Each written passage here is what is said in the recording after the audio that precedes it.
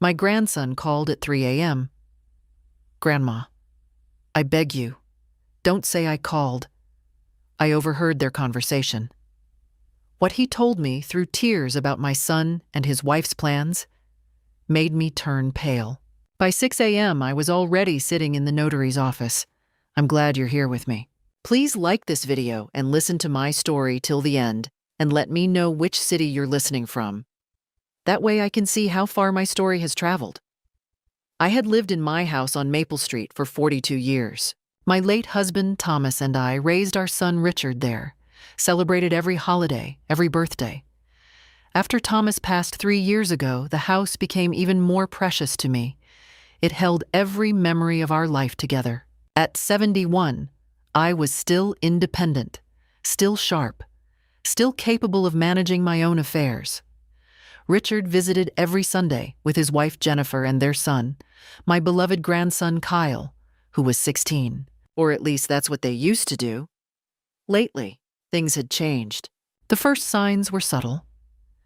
Richard started asking about my finances. How much was the house worth? Did I have a will?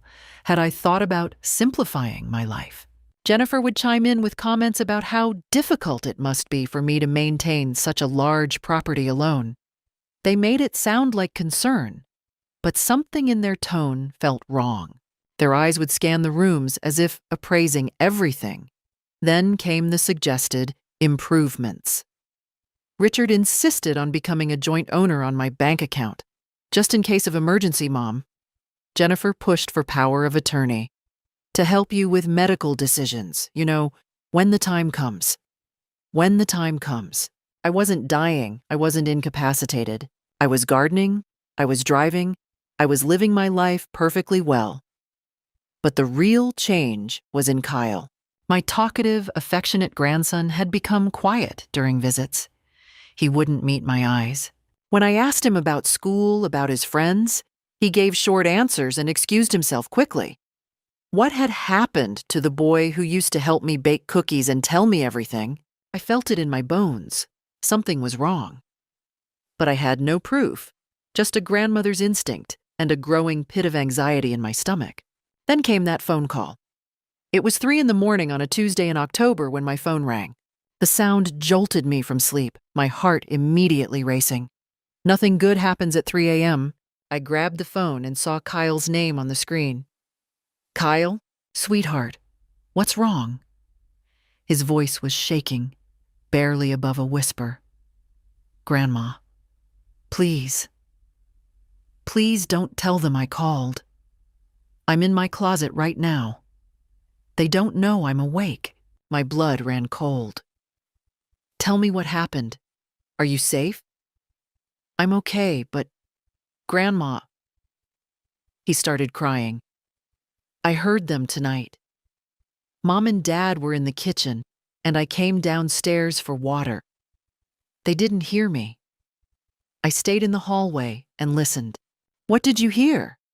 My hands were trembling as I gripped the phone. They're planning to put you in a nursing home, Grandma.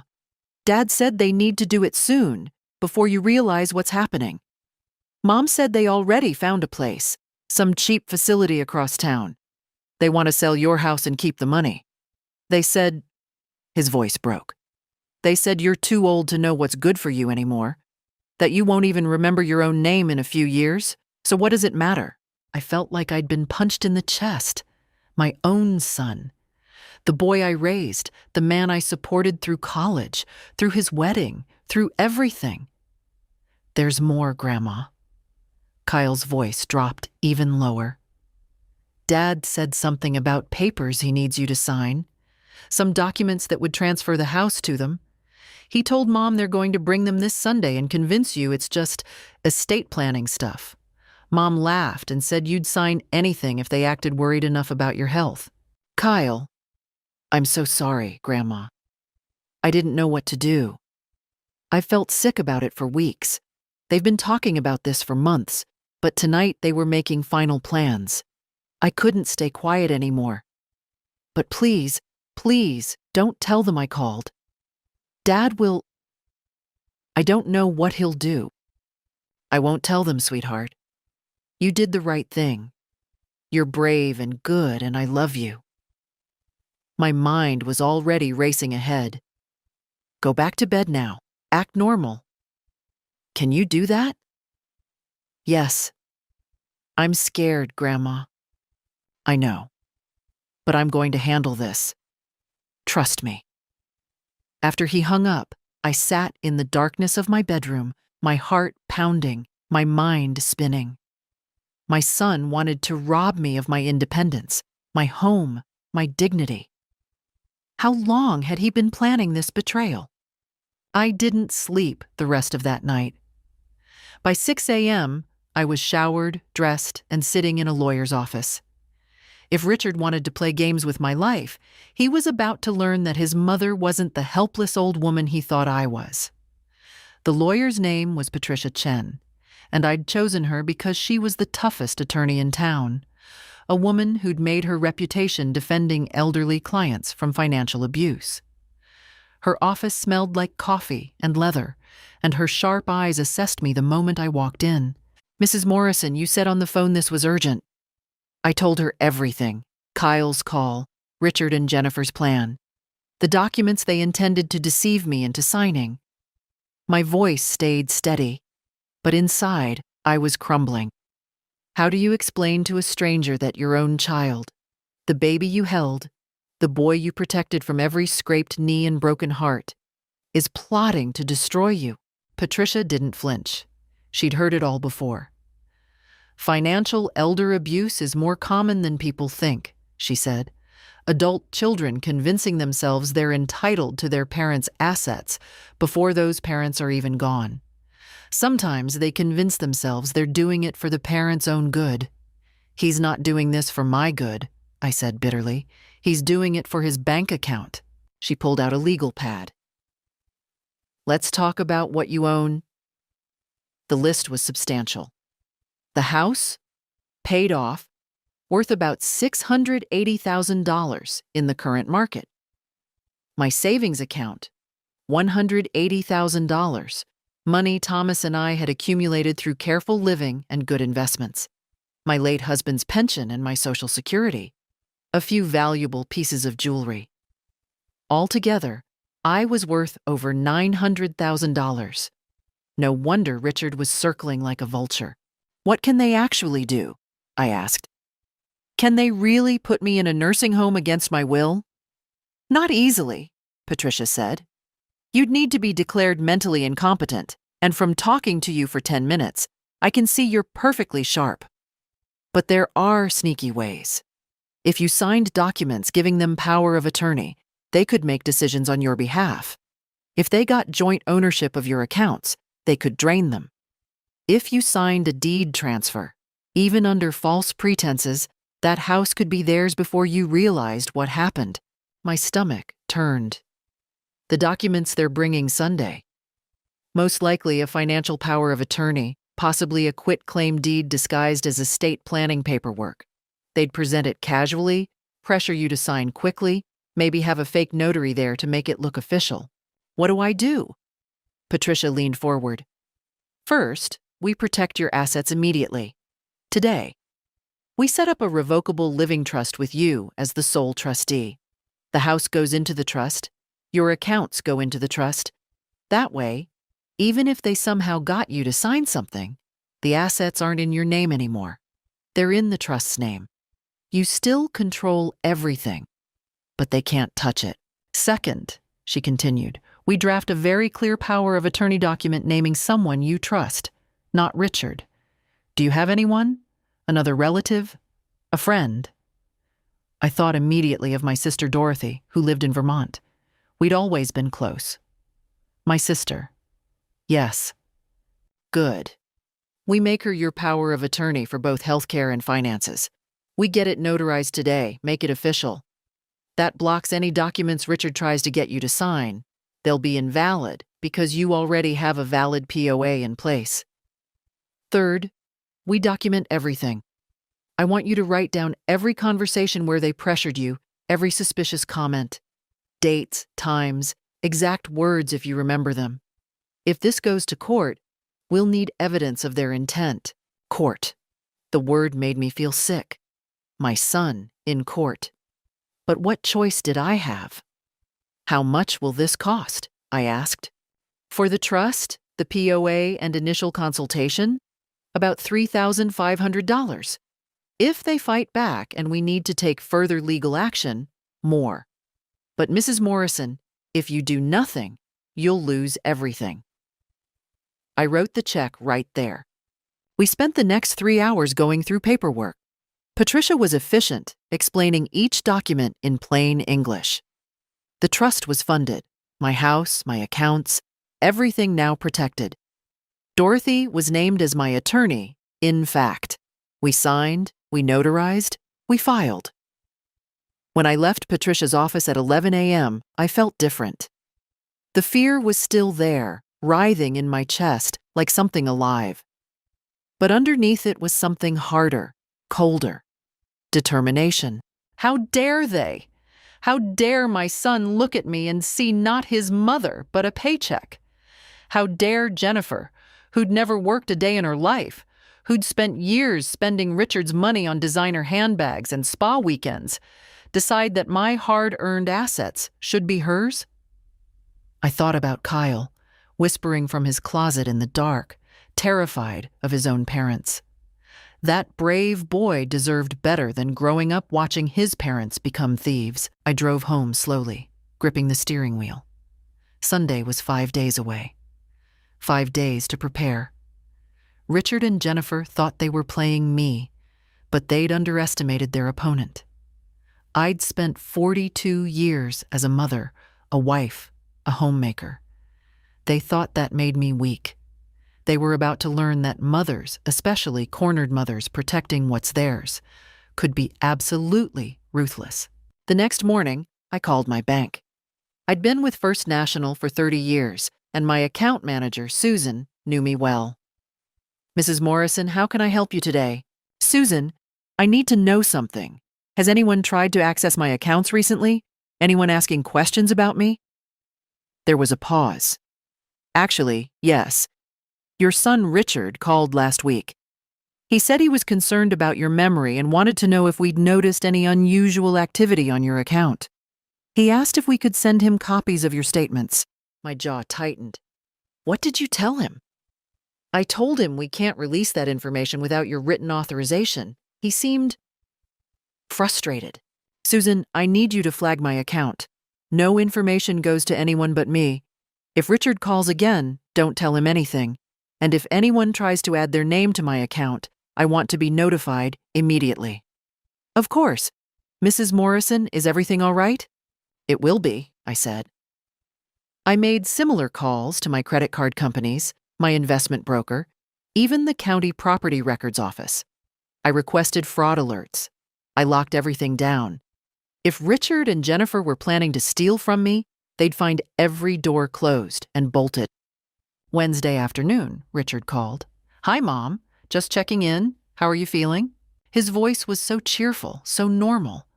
How long had he been acting this way while plotting behind my back? I'm fine, Richard. Perfectly fine. That's great. Listen, Jennifer and I were thinking we'd come by Sunday for dinner. Maybe we could bring some papers for you to look at. Just some estate planning stuff. Nothing urgent, but you know, it's good to have things in order. There it was. The trap. Baited. And ready.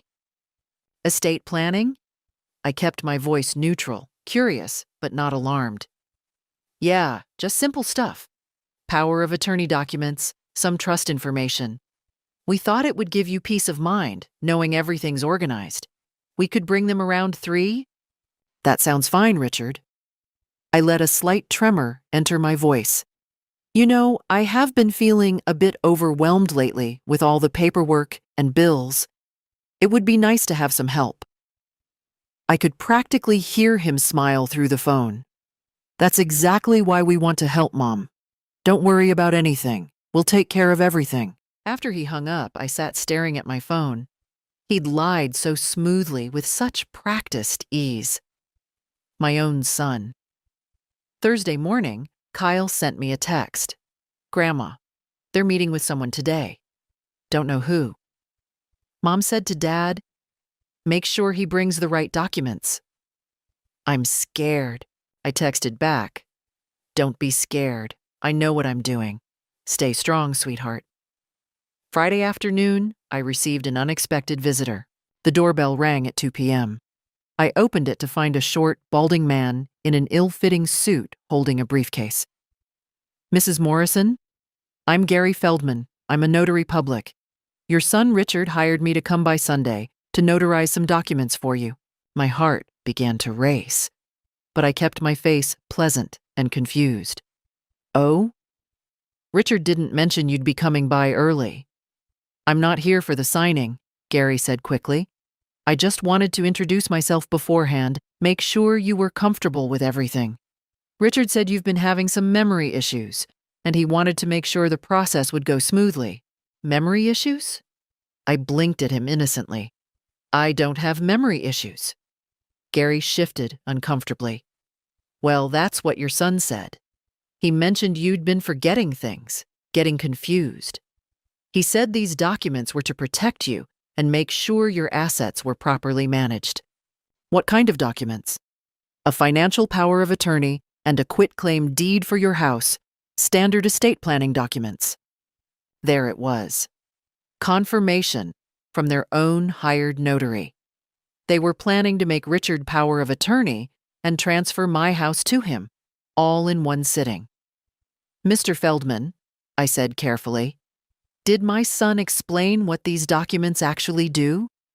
Sure. They allow him to manage your finances and handle the house sale when you eventually need to move to assisted living. He said you'd agreed to all this, that you knew it was for the best. I see. I smiled at him. Well, thank you for stopping by. I'll see you Sunday. After he left, I immediately called Patricia Chen. They've got a notary coming Sunday, I told her. He just showed up at my door. They're planning to have me sign over financial power of attorney and a quitclaim deed. Did you record the conversation? No, I stopped. Why hadn't I thought of that? Mrs. Morrison, from now until Sunday, I want you to record everything.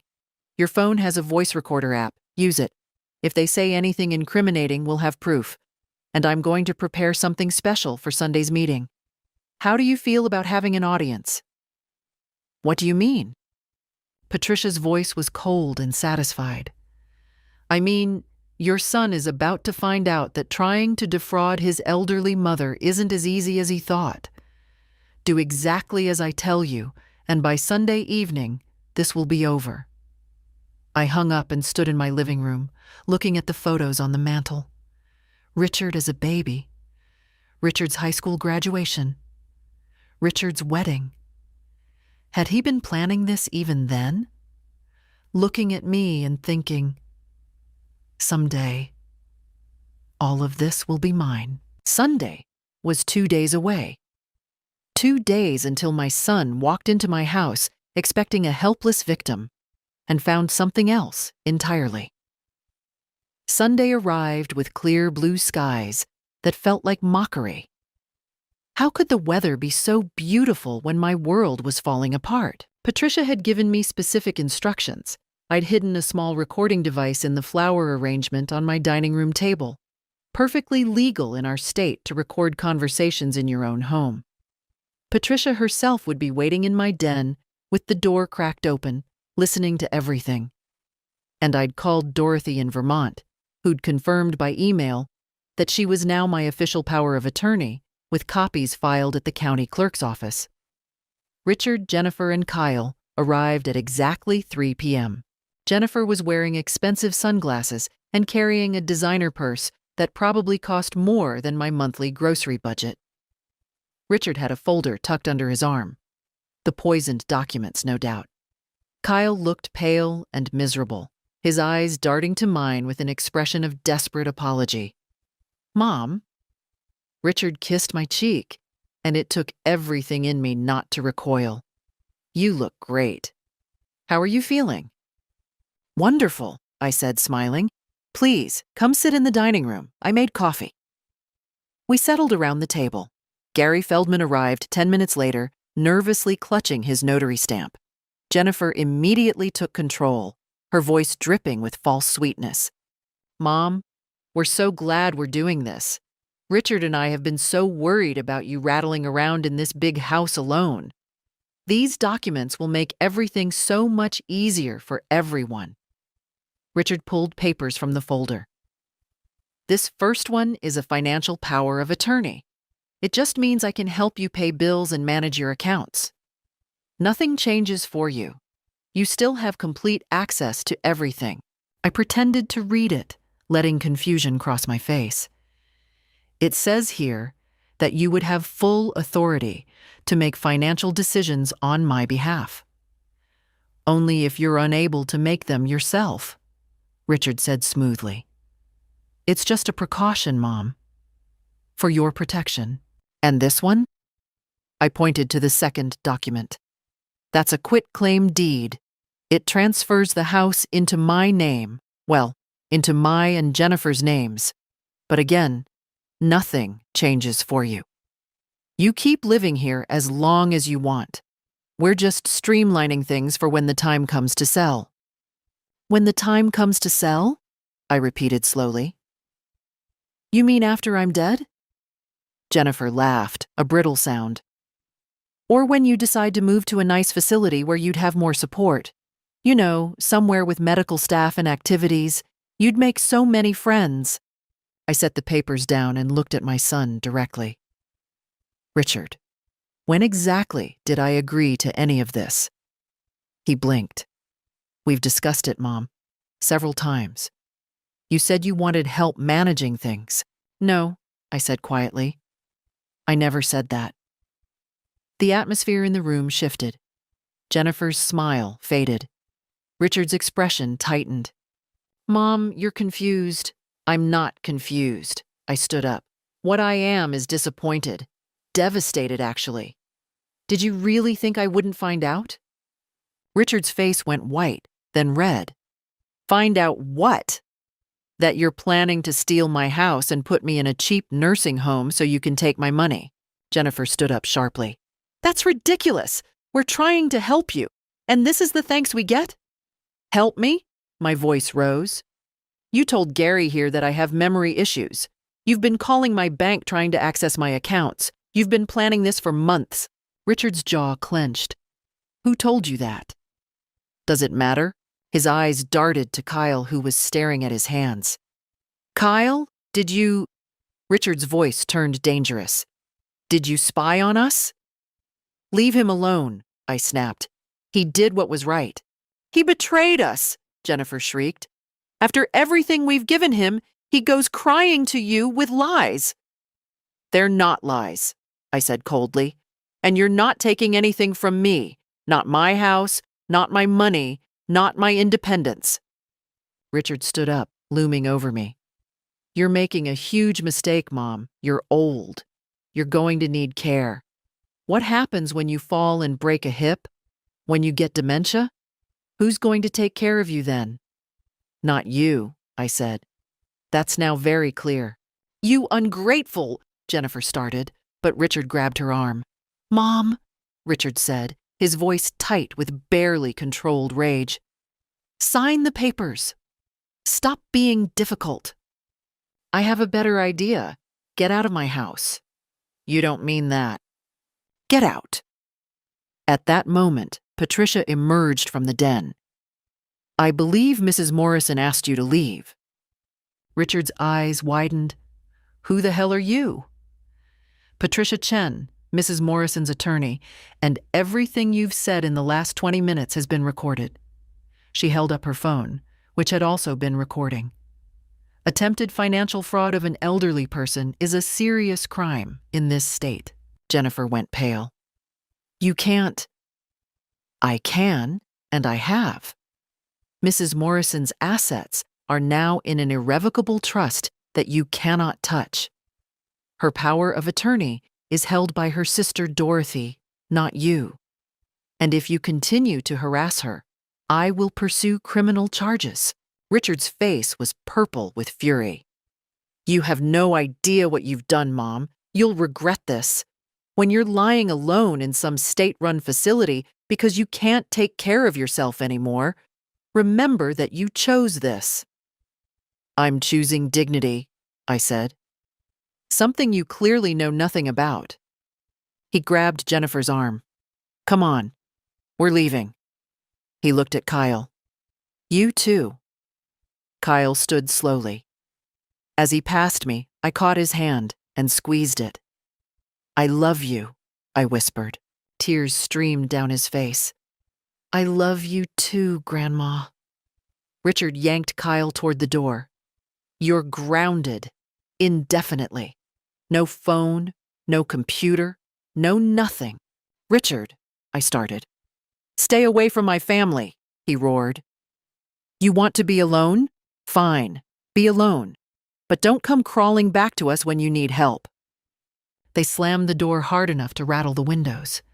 Gary Feldman had already slunk out during the confrontation. Patricia and I stood in the sudden silence. My legs gave out. I sat down hard, shaking uncontrollably.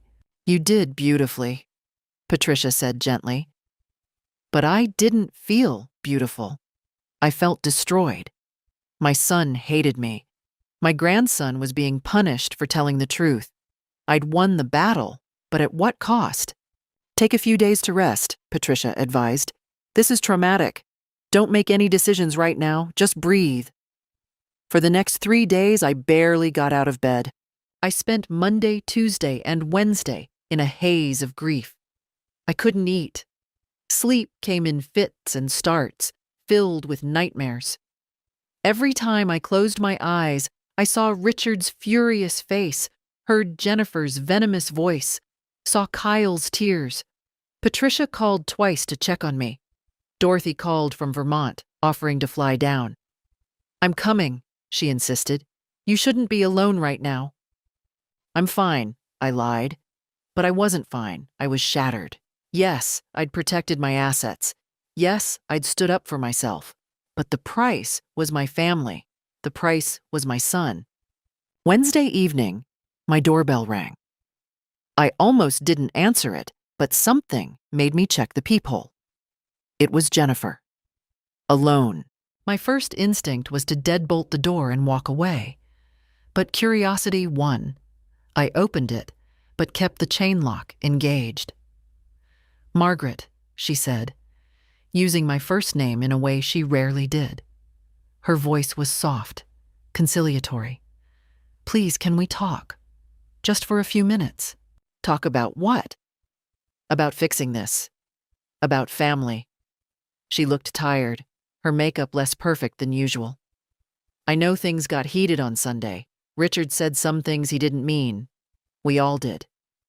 But we're family, Margaret. We shouldn't let money tear us apart. You're the ones who made this about money, I said. We were trying to help. She sighed, a calculated sound of weary patience. Look, I'll be honest with you. Richard is under a lot of stress at work. His company is downsizing, and he's worried about being laid off. We have Kyle's college tuition coming up. Our mortgage payment just increased. I know we handled this badly, but we're not villains. We're just scared. Despite myself, I felt a twinge of sympathy. Then I remembered Kyle whispering in terror from his closet, and the sympathy evaporated. If you're struggling financially, that's unfortunate. But stealing from me isn't the solution. We weren't stealing, Jennifer said, but her voice had an edge now. Richard is your only child. Eventually, everything you have will go to him anyway. We were just trying to expedite things. Make sure the assets were protected. Protected from whom? Me? Margaret, you're 71 years old. You live alone in a big house. What happens if you fall? What happens when you can't drive anymore? When you can't remember to take your medications? We're trying to plan ahead. By lying to me? By forging documents? We didn't forge anything. She was getting agitated now, her mask slipping. Those were legal documents prepared by a lawyer. You're being paranoid and stubborn, and you're hurting your own son because of it. Jennifer, I said quietly, I know what you and Richard said to each other. I know you called me a burden. I know you laughed about getting me to sign away my house. I know you've already picked out a cheap nursing home for me. So please don't insult my intelligence by pretending this was about my welfare." Her face hardened. "Fine. You want the truth? Yes. We need money.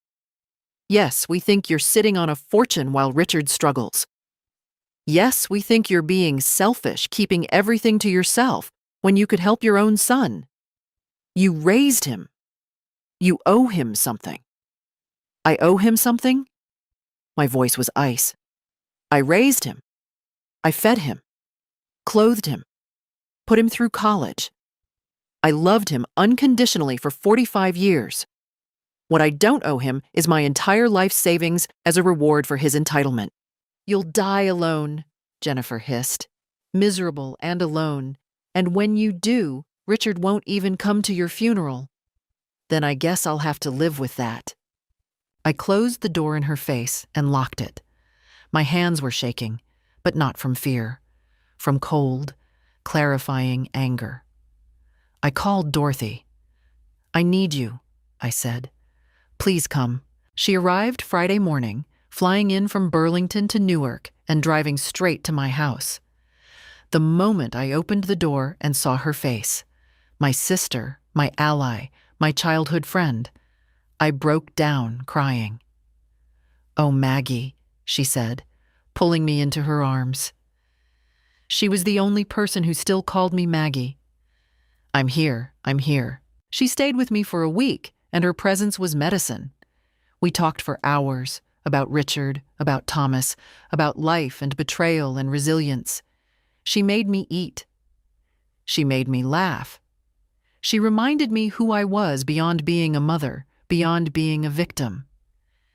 "You did the right thing," Dorothy said firmly. "Richard made his choices. You don't sacrifice yourself on the altar of his greed. But Kyle is 16, not 6. He knows right from wrong, and he'll find his way back to you. Give him time." She also brought practical help. We installed a security system in my house. Cameras, motion sensors, everything. We updated my will to make everything crystal clear. We organized my financial documents. We prepared for any future attacks. By the time Dorothy left, I felt stronger.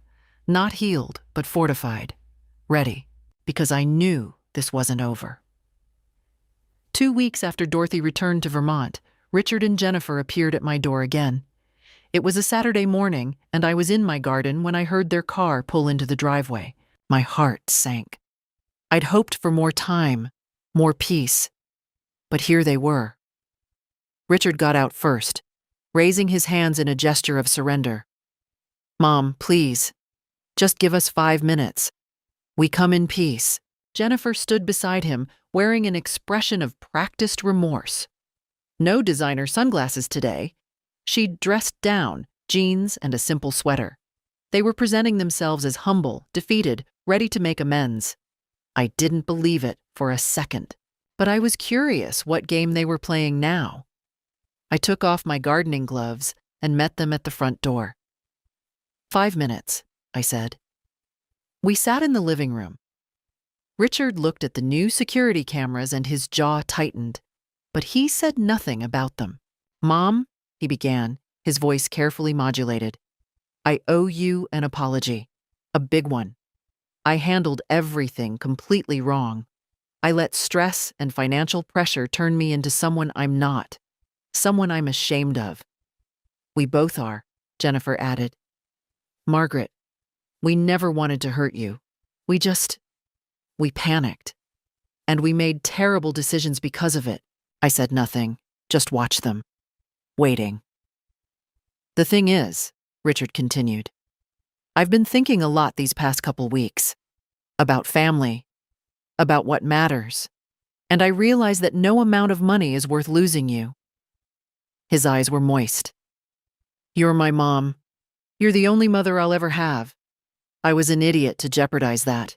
We want to start over," Jennifer said. "Clean slate. No talk about money or houses or any of that.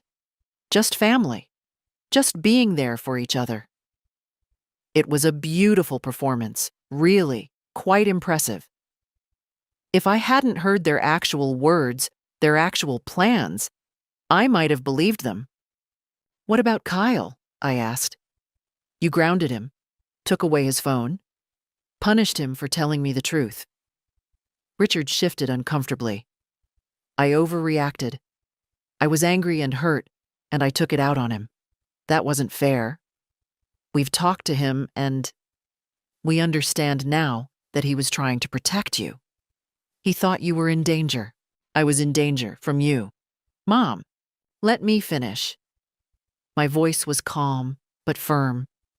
"You came here today with apologies and tears, and maybe some part of you even means it. But I don't trust you, Richard. You looked me in the eye and lied to me. You called me senile to my bank. You hired a notary to witness fraud. You planned to steal my house and warehouse me in a cheap facility. Those aren't the actions of someone who loves me. Those are the actions of someone who sees me as an obstacle to money." "People make mistakes," Jennifer burst out. "You're going to hold this over us forever? Never forgive us?" "Forgiveness and trust are different things," I said. "Maybe someday I'll forgive you. But I will never trust you again. I will never sign anything you give me. I will never take legal or financial advice from you. I will never let you back into my business or my life in that way." Richard's expression began to shift. The mask of contrition was cracking, showing the anger beneath. "So that's it?" he said. "We apologize, we try to make things right, and you just reject us? You didn't try to make things right. You tried to manipulate me again. There's a difference." "We came here in good faith." Jennifer stood up, her voice rising. "We humbled ourselves, and you're throwing it back in our faces."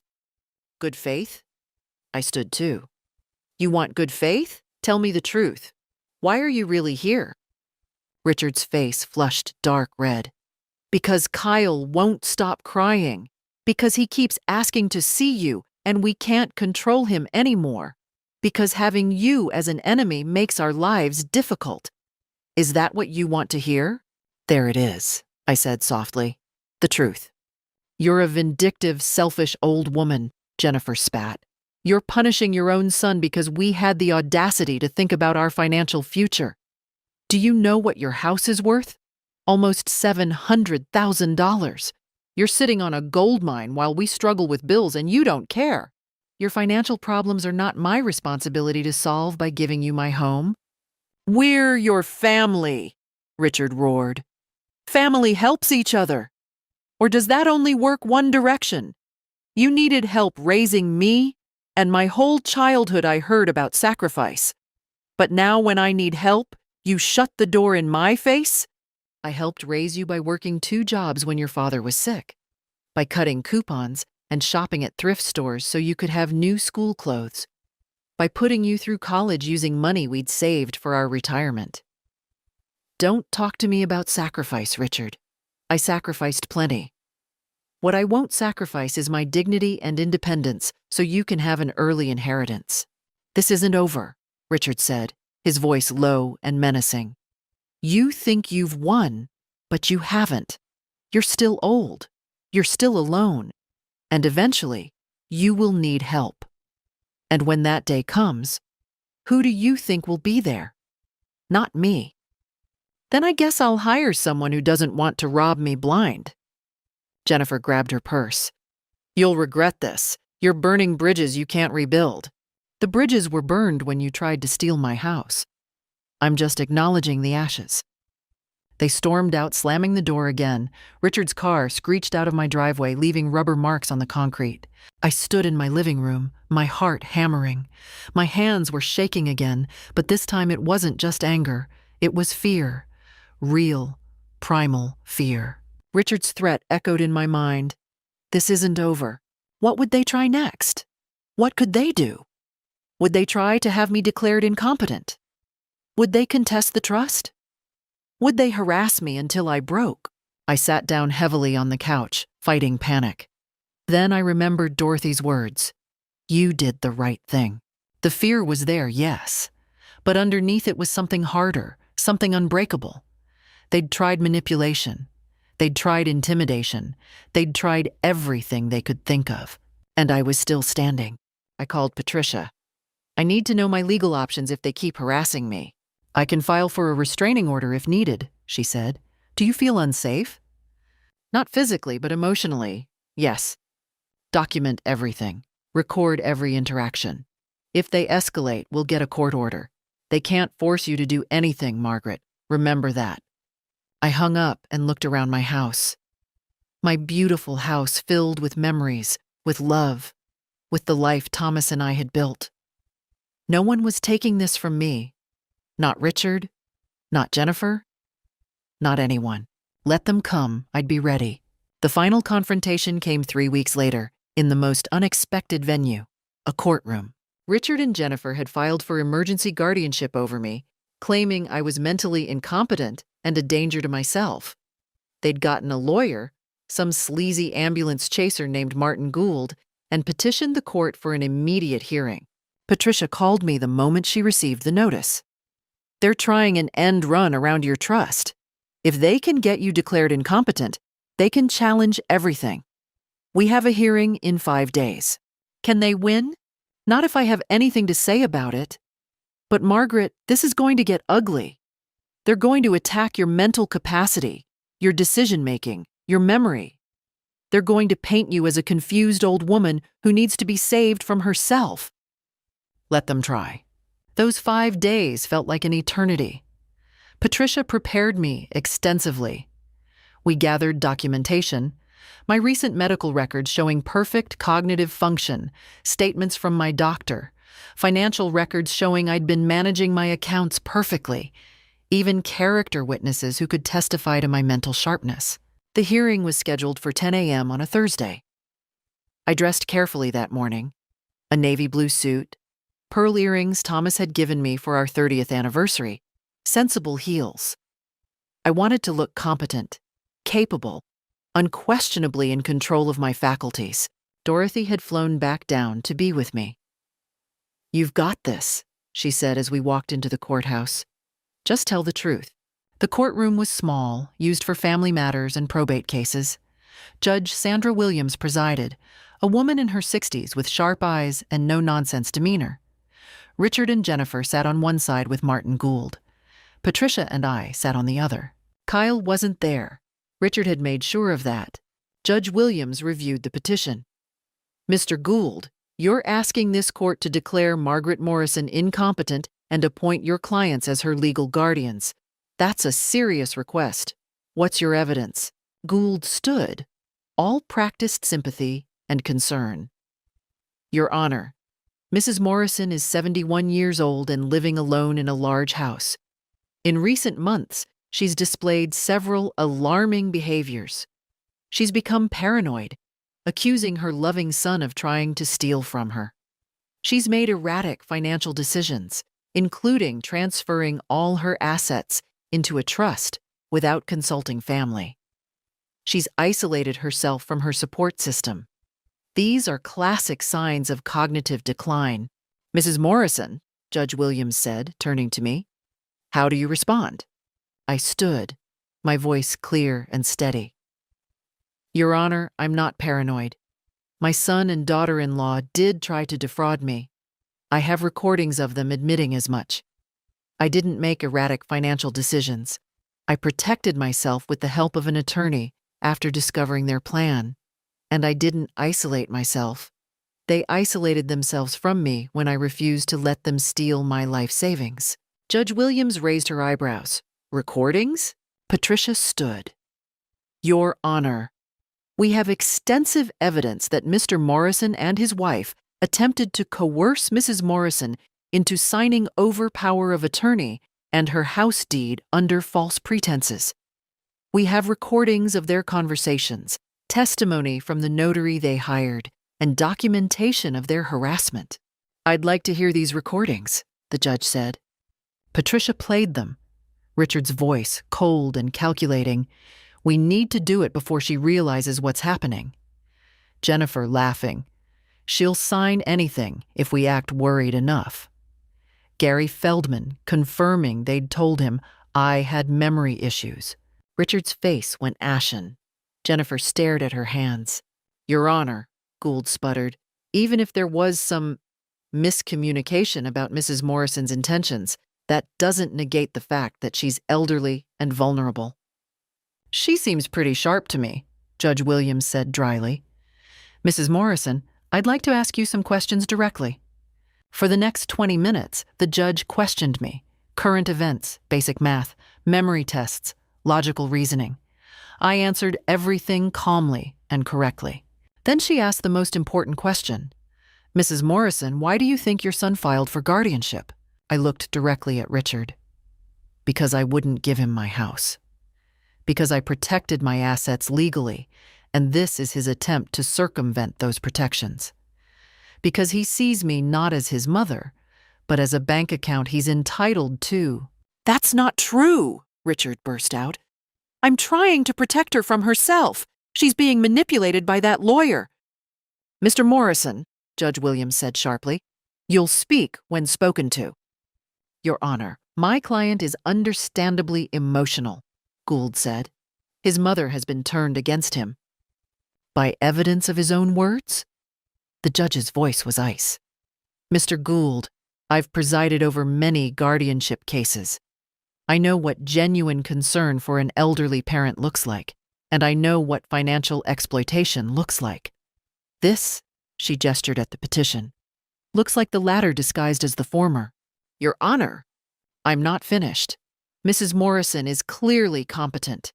She's managing her affairs responsibly. She's made informed decisions with legal counsel. The only thing she's guilty of is refusing to be victimized by her own son." Judge Williams looked at Richard with undisguised disgust. "Petition denied.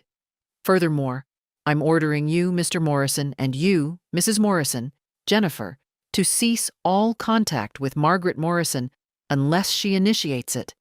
No calls, no visits, no communication of any kind. If you violate this order, I'll hold you in contempt. Do you understand?" "Your Honor, that's—" Richard started. "Do you understand?" "Yes," he whispered. Jennifer was crying. But they weren't tears of sadness. They were tears of fury and humiliation. "This court is adjourned." As we left the courtroom, Richard and Jennifer rushed past us. Jennifer hissed at me, "I hope you die alone." Richard said nothing, but his eyes burned with hatred. I watched them go and felt nothing. Not victory, not sadness, just relief. It was over. The judge's order was absolute. Richard and Jennifer were legally barred from contacting me unless I reached out first. Patricia had the court order officially served to them, making it crystal clear that any violation would result in jail time. For the first 2 weeks after the hearing, I waited for them to break the order. I waited for the angry phone call, the hostile email, the car in my driveway. But there was nothing. Silence. It was Patricia who brought me the news of what was happening to them. "You might want to hear this," she said during one of our follow-up meetings. The court hearing became a matter of public record. Someone, not me, I should clarify, anonymously sent the recordings and court transcripts to several people in Richard and Jennifer's social circle. "What?" I was genuinely shocked. "Who would do that?" Patricia shrugged, but I caught a slight smile. "The universe works in mysterious ways. Either way, it's having consequences. Richard's company found out that he tried to defraud his elderly mother. They're a family-owned business with strong values. He was fired 3 days ago." I felt a complex mix of emotions. Satisfaction, yes, but also a pang of sadness. That was still my son, still suffering consequences. "There's more," Patricia continued. "Jennifer's been ostracized by her country club friends. Apparently, trying to steal your mother-in-law's house doesn't play well with the upper-middle-class set. She's been asked to resign from 2 charity boards.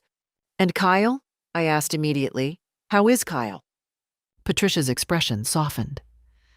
"That's actually good news. Kyle turned 18 2 weeks ago. The day he turned 18, he left Richard and Jennifer's house. He's been staying with friends." My heart leaped. "He's okay?" More than okay. He's been trying to reach you, actually. He didn't know if you'd want to hear from him. Of course I want to hear from him. How do I contact him? She handed me a piece of paper with a phone number. He gave me this to give to you. He said to call any time. I called immediately, right there in Patricia's office.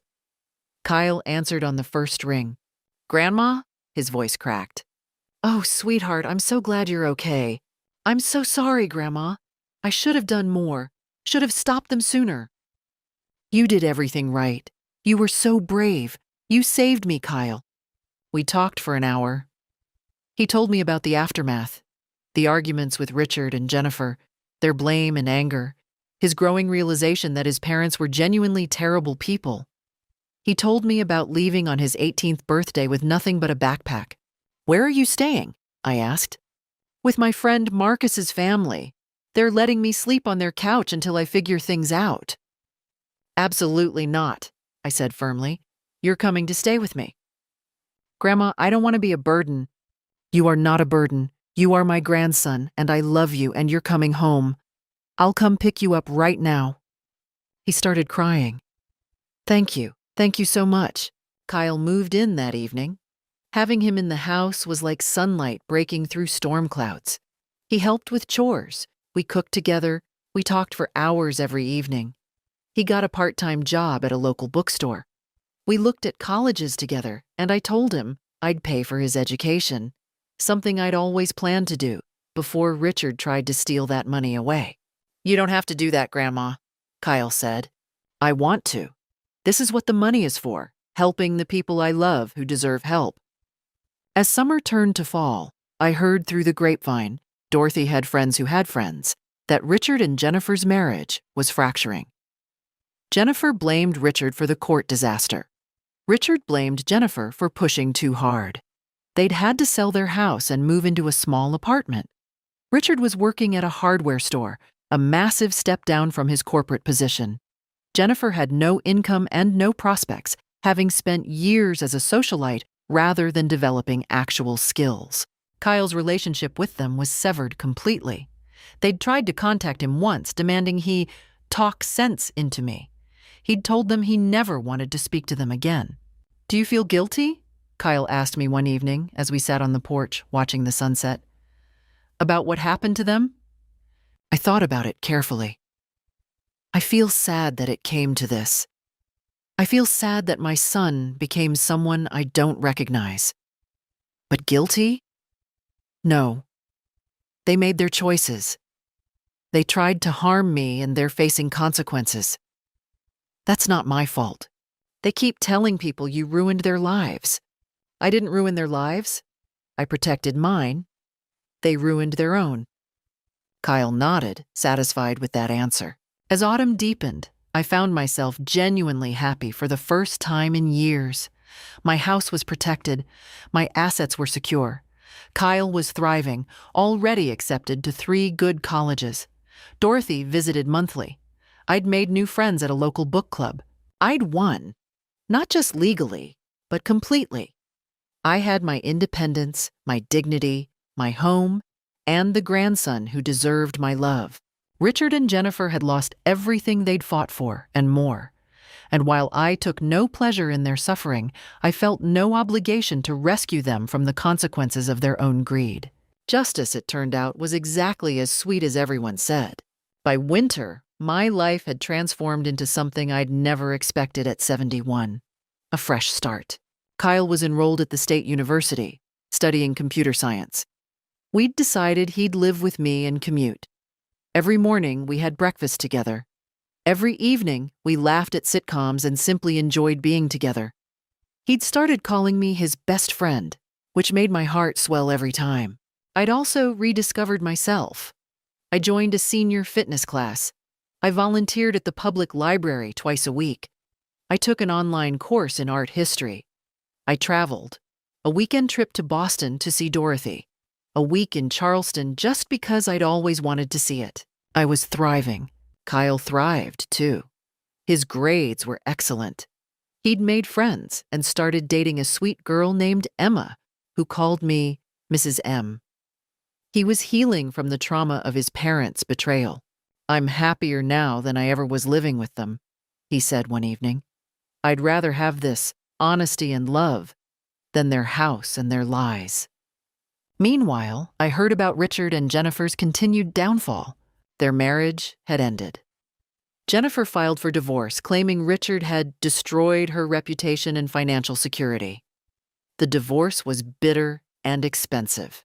Richard had moved to a studio apartment across town, still working at the hardware store, barely making ends meet. His drinking had increased.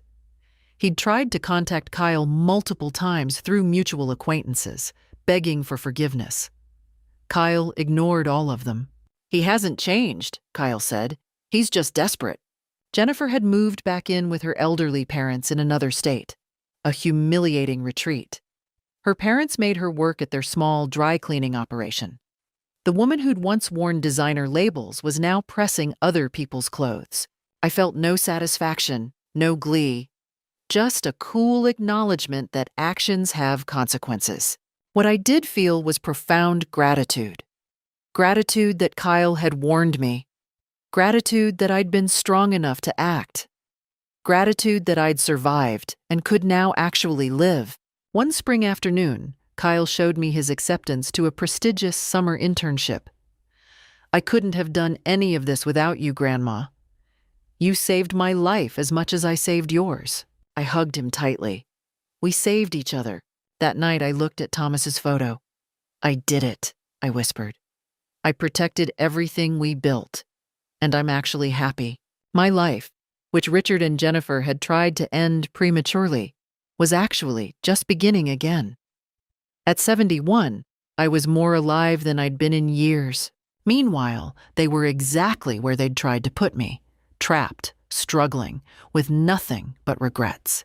The universe had a sense of justice after all. So here's what I learned.